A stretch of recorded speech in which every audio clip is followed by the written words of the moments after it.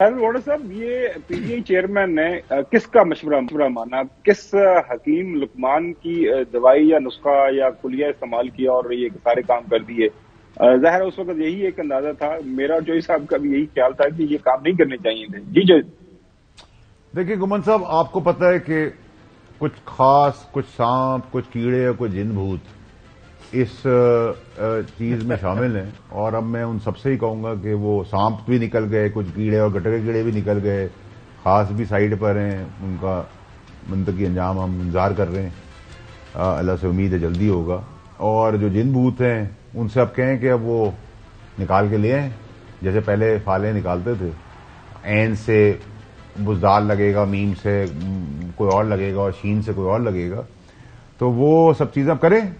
जब आप शिर्क की तरफ चले जाएं तो फिर मैं बहुत गुनाहगार हूं, सबसे ज्यादा गुनाहगार शायद आदमी हूं, लेकिन आप माथा सिर्फ अल्लाह के आगे टेकते हैं, किसी और के आगे टेकने की आपको इजाजत नहीं है।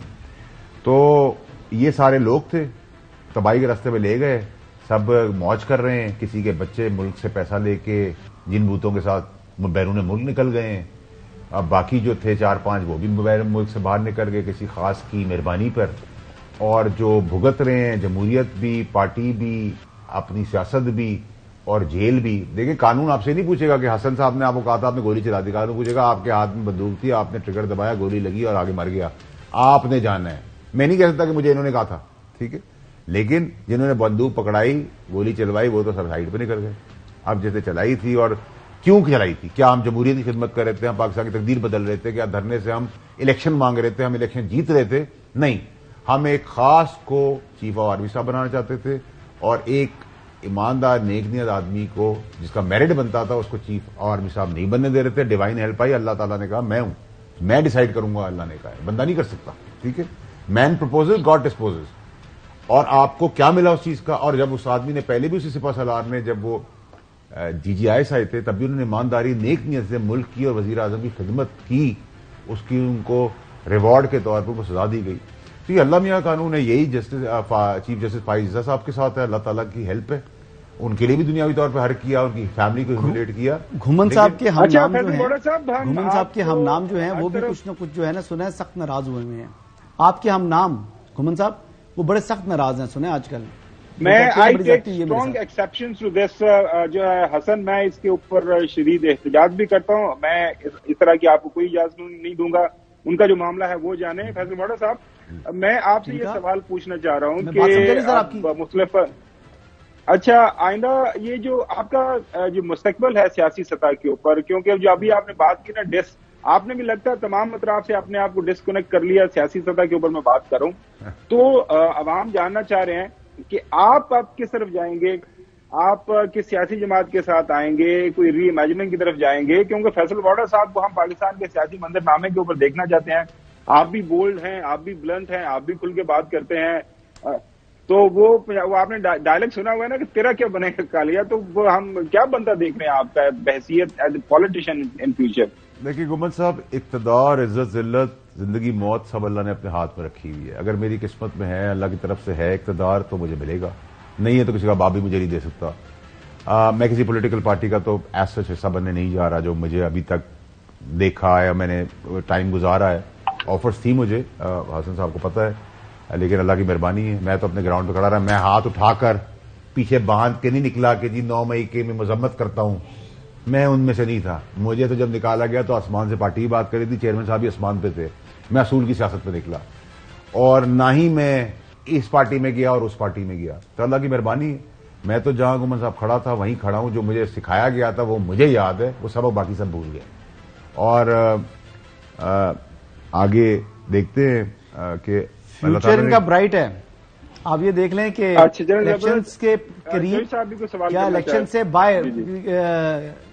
फौरी इंतखाबात के बाद आप इनको किसी न किसी रोल में देख सकते हैं। ये मेरे साथ बैठे हुए हैं, मैं साथ बैठकर इनको ये बता रहा हूं। शुक्रिया आपका। आप इनको देख सकते हैं, अभी ये बात नहीं कर रहे, कहते हैं सियासत में कोई चीज हरफे आखिर नहीं होती।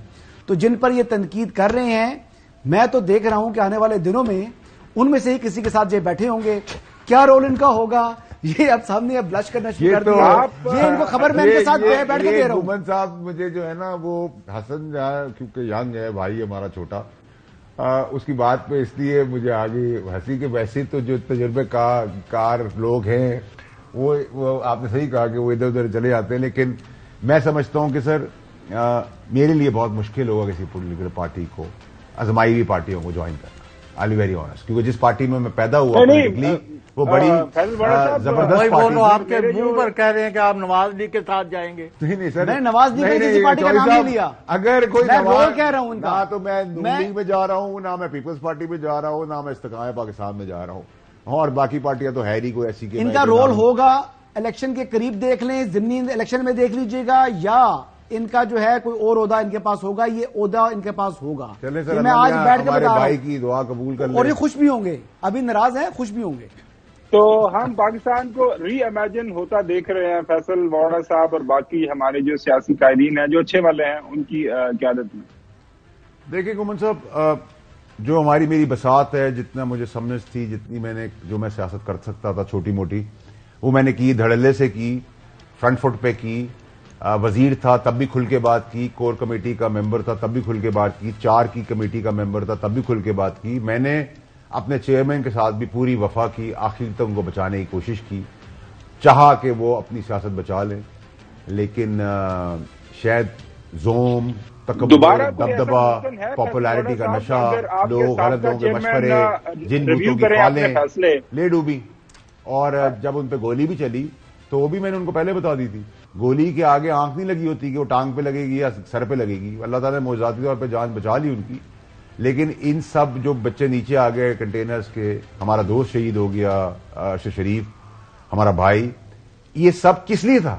پاکستان کی بقا اور سلامتی اور پاکستان کی۔ فیصل ووہرا صاحب، اگر آپ کے سابقہ جو چیئرمین ہے وہ ریویو کریں اپنے فیصلوں کے اوپر، ظاہر ان کو وقت ملا جیل کے اندر سوچنے کے حوالے سے، تو آپ بھی ریویو کر سکتے ہیں، کوئی رابطہ ہو سکتا ہے ان کے ساتھ آپ کا؟ دیکھیں، رابطہ تو کوئی چیز گومن صاحب ایسی چیز نہیں ہے کہ نہ ہو سکے، ٹھیک ہے، جس کے ساتھ تعلق ہوتا ہے اس کا تعلق نبھایا بھی جاتا ہے، لیکن اگر آپ مجھے کہیں کہ میں اس کو جسٹیفائی کر سکتا ہوں اس ایکٹ کو، تو میں نہیں کر سکتا، نہ میں کروں گا۔